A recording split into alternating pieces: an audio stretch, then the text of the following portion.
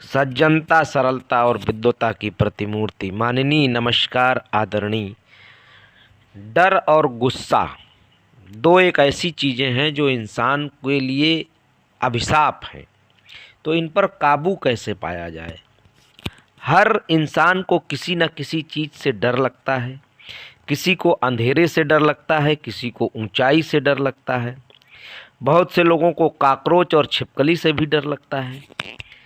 लेकिन सोचने वाली बात यह है कि डर आखिर क्या है? डर हमारे अंदर की एक एनर्जी का रूप है। एनर्जी को ना तो पैदा किया जा सकता है और ना ही खत्म किया जा सकता है। इसे सिर्फ एक रूप से दूसरे रूप में बदला जा सकता है। यही डर आगे चलकर गुस्से में बदल जाता है। और डर एनर्जी का निष्क्रिय रूप है, जबकि गुस्सा उसकी सक्रिय अभिव्यक्ति है।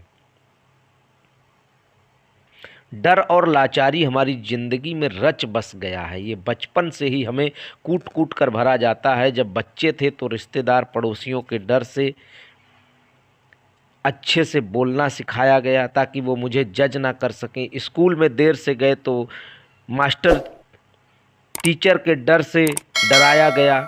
होमवर्क नहीं किया गया तो उसको डर दिखाया गया। यूनिफॉर्म, जूते नहीं पहने, बाल नहीं निकाले, नाखून नहीं काटे तो उसको डर दिखाया गया। अच्छे कॉलेज में दाखिला ना मिला तो उसका डर दिखाया गया। अच्छे मार्क्स ना लाने का डर दिखाया गया। परिवार में पेरेंट्स का डर दिखाया गया। तो ये डर धीरे धीरे हमारे अंदर एक गहरा आयाम ले लेता है। जब हम ताकतवर भावना का अनुभव करते हैं, जैसे गुस्सा, तो हमारे दिमाग और पूरे शरीर में नए सेलुलर ट्रांसमीटर और गुस्से के रिसेप्टर सक्रिय हो जाते हैं। शुरुआत में जब गुस्सा आता है तो ये हल्का फुल्का होता है, लेकिन जैसे जैसे वक्त के साथ इस भावना के लिए ज़्यादा से ज़्यादा सेलुलर संरचनाएं बनती हैं तो ये हल्का फुल्का गुस्सा बड़े तूफान में बदल जाता है और अंत में सुनामी बन जाती है। इसलिए आपने गौर किया होगा कि जिन लोगों को गुस्सा आता है उनका गुस्सा वक्त के साथ बढ़ता जाता है और वो खुद पर कंट्रोल खोने लगते हैं। इतना ही नहीं, वो अपने गुस्से के लिए दूसरों को, हालात को, भगवान को, किस्मत को, न जाने किस किस को दोष देने लगते हैं। तो डर को ख़त्म नहीं किया जा सकता, क्योंकि ये सीधे हमारी ज़िंदगी की एनर्जी से जुड़ा हुआ होता है। जब भी किसी खतरे का सामना करना पड़ता है तो शरीर में फाइट या फ्लाइट रिस्पांस शुरू हो जाता है। आप अचानक महसूस करने लगते हैं कि आपके शरीर में एड्रेनालिन हार्मोन रिलीज होता है। उसके ज़्यादातर काम बंद हो जाते हैं। सांस के पैटर्न में बदलाव होता है। खून की आपूर्ति बाहों और पैरों की ओर होने लगती है। अगर दौड़ने की ज़रूरत है तो शरीर को ठंडा करने के लिए पसीना निकलना शुरू हो जाता है। ये एड्रेनालिन हार्मोन इतनी एनर्जी देता है कि कोई उड़ भी सकता है। एनर्जी खतरे का सामना करने के लिए पैदा होती है। जब भी खतरा असली लगता है तो हमारा मन, दिमाग, शरीर अपने आप स्वादिष्ठान चक्र से जो जुड़ा हुआ है, जो नाभि से 2 इंच नीचे एक छोटा सा एनर्जी सेंटर होता है, जब भी आपको गुस्सा आए तो केवल गुस्से को ना देखें, इसकी जड़ में जाएं, आपको एक गहरा डर मिलेगा।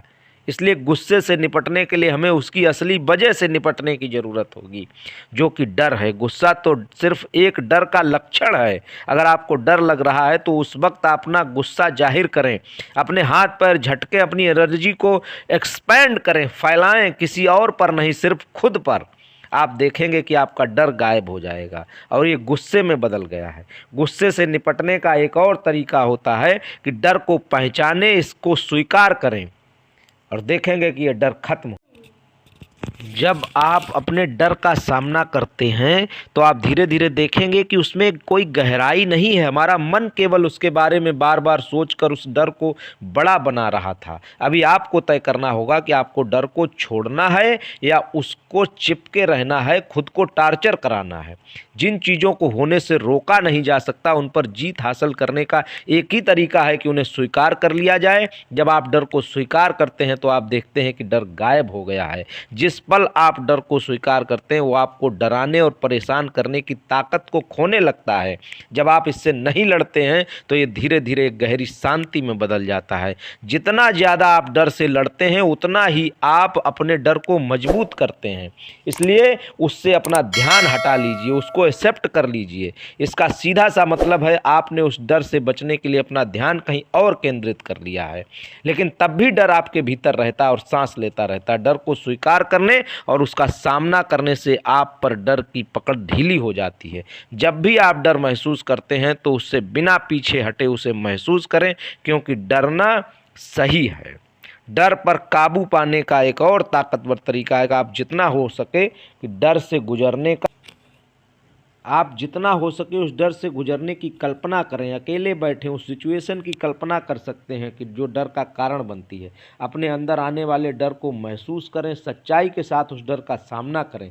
अगर आपको परेशानी होती है, आपका शरीर असहज महसूस करता है, तो होने दें, डर को दबाएं नहीं, बस इसे अपने ऊपर हावी होने दें और अपने शरीर में फैलने दें। इस टेक्निक की खूबी है कि इसका इस्तेमाल तब किया जा सकता है जब आप डर की हालत में ना हों, जब आप शांत हों और खुद को संभालने में सक्षम हों। आशा करता हूं कि आपको ये वीडियो पसंद आया होगा।